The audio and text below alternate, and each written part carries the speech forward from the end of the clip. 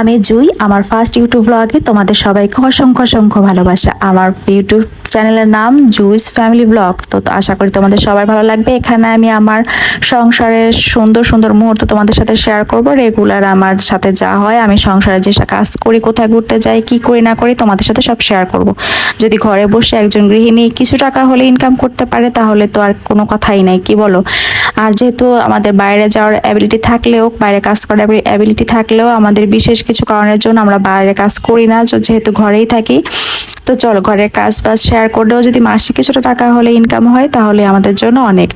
তো দেখো, ফার্স্টে কাজ শুরু করলাম আজকে বিছানা গুছানো থেকে। আর এক এক দিনের রুটিন এক এক রকম থাকে, যেহেতু আজকে স্কুল আছে মেয়ের, তো আজকে রুটিনটা আলাদা। আর যেদিন স্কুল থাকে না মেয়ের, সেই দিনের রুটিনটা আলাদা। তো প্রথম শুরু হয় বিছানা গোছানো থেকেই বেশিরভাগ দিন। আর বিছানা গোছানো মানে একটা মানসিক শান্তি কাজ করে। সারাদিনে ঘরে যদি বিছানা গোছানো থাকে, মনে হয় যেন অনেকটা কাজ কমে গেছে ঘরের। তো দেখো, বিছানা মোটামুটি সুন্দর করে গুছাই। আর এটা থাকে না বেশি সময়, কারণ মেয়ে হচ্ছে বিছানায় বেশি সময় থাকে, গড়াগড়ি করে যেদিন স্কুল ছুটি থাকে। তো স্কুল থেকে এসে আবারও সেই বিছানায় উঠবে। তো বিছানা বেশিক্ষণ আমি সুন্দর পরিপাটি করে রাখতে পারি না, একটু পরে আবারও মানে এলোমেলো হয়ে যায়। তো যাই হোক, বিছানা গোছানোর পরে চলে আসলাম নিজেকে ফ্রেশ করতে। নিজেকে তো ফ্রেশ করতেই হবে। আর এটা একমাত্র সময় যখন আর কি নিজেকে একটু সময় দেওয়া হয়। তারপরে তো কাজ বাজে মানুষ ব্যস্ত হয়ে যায়, মেয়েরা বিশেষ করে গৃহিণীরা যারা আছে, পরে কিন্তু আর সেরকম ভাবে নিজের যত্ন করাই হয় না। কাজে একবার যদি ঢুকে যাই, তো আর নিজের যত্ন করাই হয় না। তো এখন একটু ফেস ওয়াশ দিয়ে মুখ ধুয়ে নিলাম। তারপরে যেহেতু প্রচন্ড গরম, তাই একটু সানস্ক্রিন লাগিয়ে নেব মুখে। এটা খুবই ভালো একটা সানস্ক্রিন। তো এটা আমি সব সময় চেষ্টা করি যে সকালে লাগানোর, যাতে সারাদিনের রোদটা বা কোনো তাপে মুখে না লাগে। তারপরে চলে গেলাম রান্নাঘরে, চা বসালাম। আর তারপরে চা বসানো কমপ্লিট করে চলে আসলাম মেয়ের টিফিন করতে, টিফিন বানাতে আর কি। ও সকাল সকাল ভাত বা একটু ভারী খাবার পছন্দ করে না, কিন্তু আমি চাই একটু হেলদি খাবার ওকে সকালে দিতে। হেলদিটা জানি সকালে সুন্দরভাবে শুরু হয়, বাকি দিন তারপরে তো আসেই। তো দেখো, ওর জন্য চকোস আর ক্যালক্স আর হচ্ছে নিডো, যে দুধটাও খায়, তো সেটা দিয়ে ওরা নাস্তা করে দিলাম। আর থাকবে কিছু কাঠবাদাম, যেটা আমি ওকে প্রতিদিন সকালে দিই 4টা করে।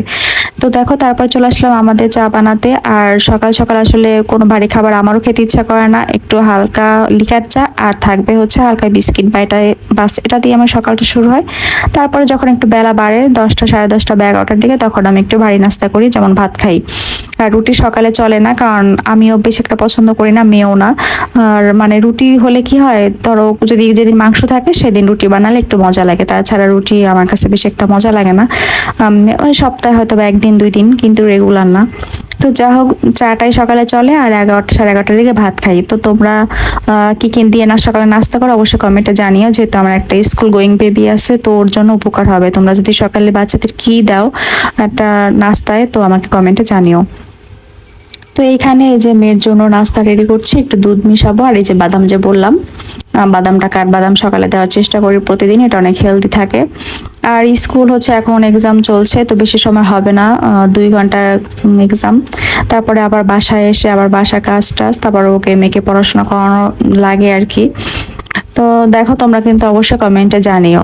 আর আমার আজকে ফার্স্ট ব্লগ ইউটিউবে, তোমরা আশা করি তোমরা সবাই ভালোবাসা দেবে, আর আমি অনেক কিছু শিখতে পারবো। আর ইউটিউবে নতুন নতুন টিপস অবশ্যই আমাকে শেয়ার করো।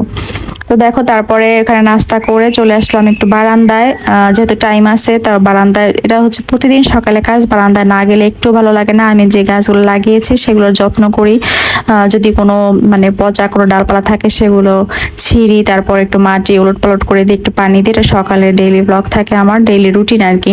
তো এখানে কিছু থানকুনি পাতা লাগিয়েছি, আমার বাবা নিয়ে আসছিল গ্রাম থেকে। তো খুবই শুকিয়ে গেছিল গ্রাম থেকে আনতে আনতে, তারপরে যেটুকু ছিল আমি লাগিয়ে দিয়েছি। তো দেখলাম যে না, একটু ভালোই তরতাজা হয়েছে, ভালো লাগে আসলে, খাওয়াটা বড় বিষয় না, ভালো লাগে। তো দেখো, লেবু দিয়ে পাঙ্গাস মাছ লবণ দিয়ে একটু সময় ভিজিয়ে রেখেছিলাম হালকা গরম পানিতে।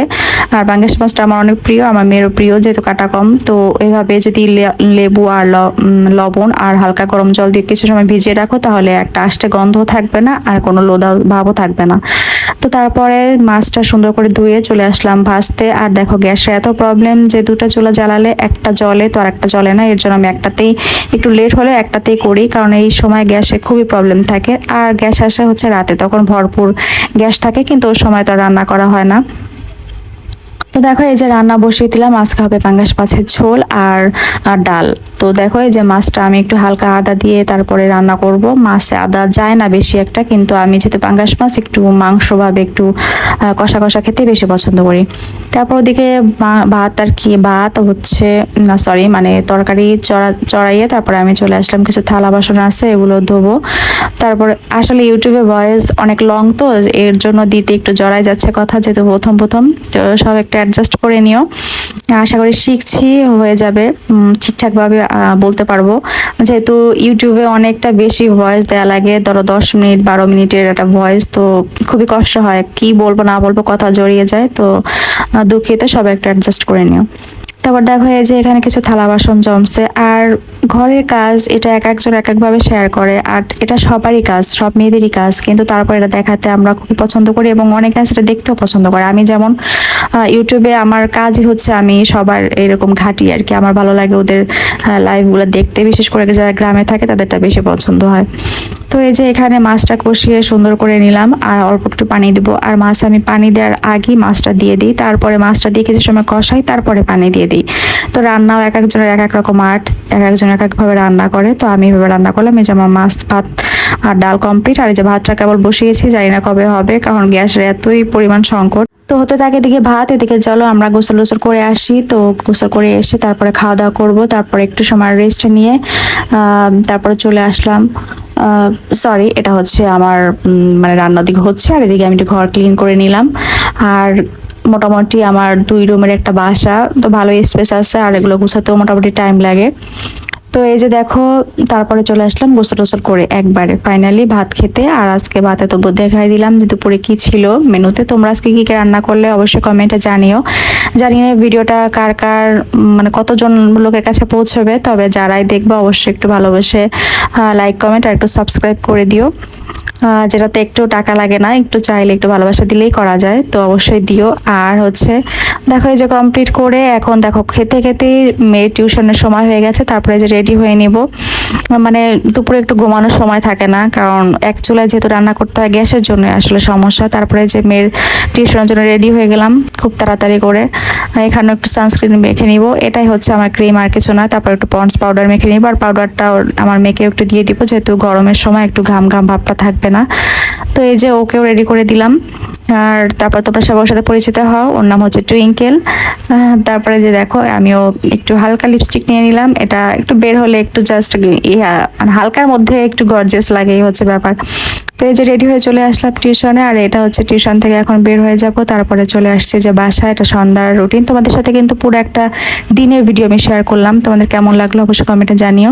তারপরে যে এখন একটু চা বানাবো, আর একটু দুধ চা বানাবো, কারণ সকাল লিকার চা খাই, আর বিকাল একটু মন চায় যে একটু হালকা দুধ চা খাই। তবে একদমই অল্প, আমি দুধ চা খাই একদমই অল্প, কিন্তু ওটা হচ্ছে কড়া করে খাই, এটা হচ্ছে বিষয়। তো দেখো, তো সবাইকে অনেক সংখ্যক ধন্যবাদ সুন্দর করে ভিডিওটি দেখার জন্য।